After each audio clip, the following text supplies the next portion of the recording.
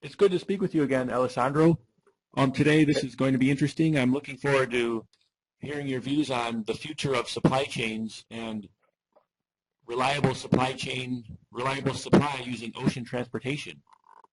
Can you first describe what you see as the future of supply chains? Hey, Dustin, it's a pleasure to be back and talking to you once more about this interesting part of the supply chain. Well, we have all seen that service chains are getting more relevance and are becoming as important as or even more than product chains. Let's take, for example, the big shipping alliances that they are on the cover page of the major logistics and shipping magazines anywhere. In spite, at first, anyone could say that these big alliances would play a big role towards increasing even more the degree of service commoditization that is being offered by the vast majority of the shipping lines, because at the end of the day, the shipping lines are now increasingly offering more and more transportation using the same ship, which of course they share the space and exchange slots. So therefore, they are also offering the same date of arrival and departure and so on. So it's what we see in the reality is that it seems that these came to open the eyes of most of the shipping lines of the global carriers to the need of really diversifying their product, and which uh, we see in the reality is a huge, massive effort uh, of the shipping lines to get away from this commoditization and diversifying this service in a direction that would really be in accordance with which is the most of the requirements from the shippers, which is related to visibility, reliability, and flexibility, because these are really kind of metrics from a shipper standpoint that will be related to the security of supply they need. And how can this be implemented? It's a great question. And the biggest challenge to have any simple strategy implemented is really making sure that it's reflected on the operational practice, that whatever actions are being done are really aligned with a proper business strategy. So let's talk back to the visibility topic, which is a key component of the services chain. The shipping lines, for example, terminals, and other third-party logistics provider, they must be able to link their strategy for connectivity, for systems, the operational network, to the core business of the business strategy. By doing so, what I mean by that is they have to really understand, let's talk about a terminal, the customer needs. For example, a terminal must understand that global shippers are those that indeed drive the business volume. And they are loading with a specific shipping line, and as knowledge goes, as information is available, they might decide change their gateway if they see that this visibility, this service chain is being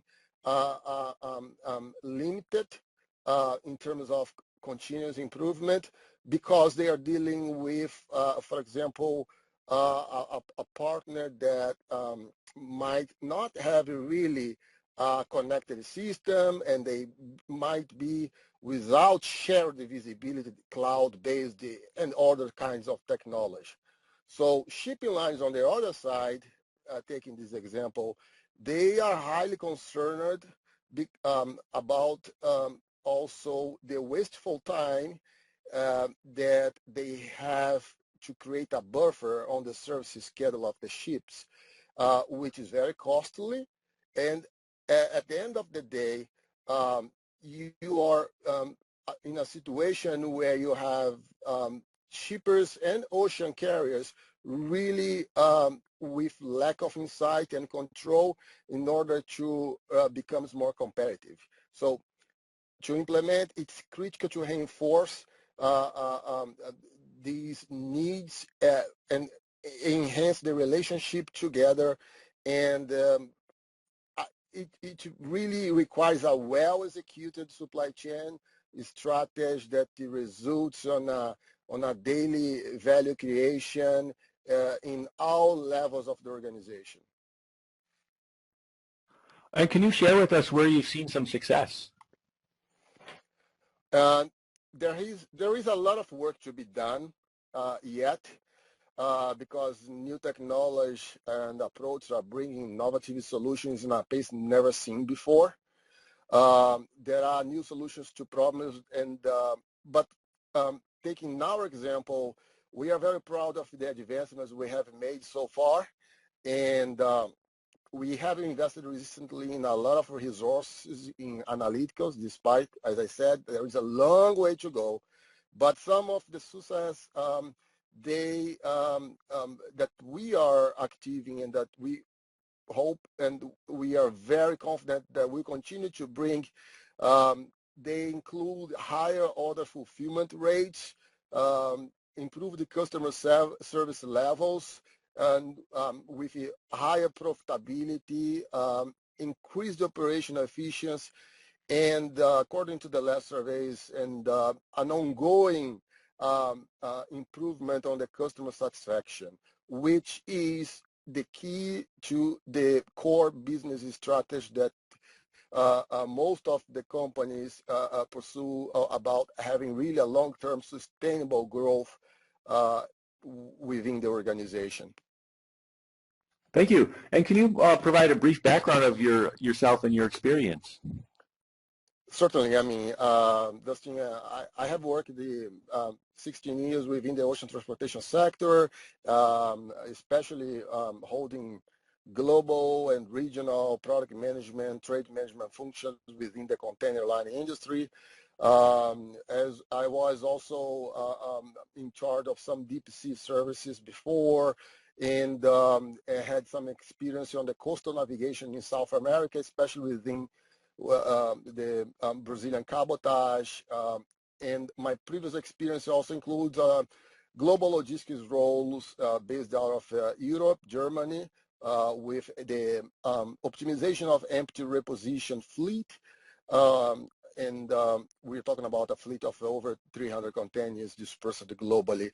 So after leaving the industry, I also had an experience with another side of the ocean shipment, is the dry bulk shipping, where we were specifically providing international glass makers, soap and detergent manufacturers with a high quality product, bulk product, soda ash, where they needed. So right now I am leading the supply chain and customer service operations for our major chemical companies.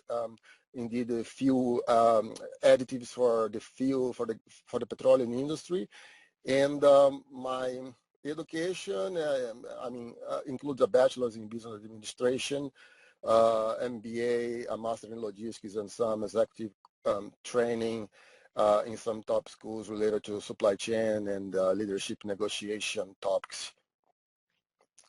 Well, thank you today. Thank you for sharing your views today on this topic. Thank you. It's my pleasure.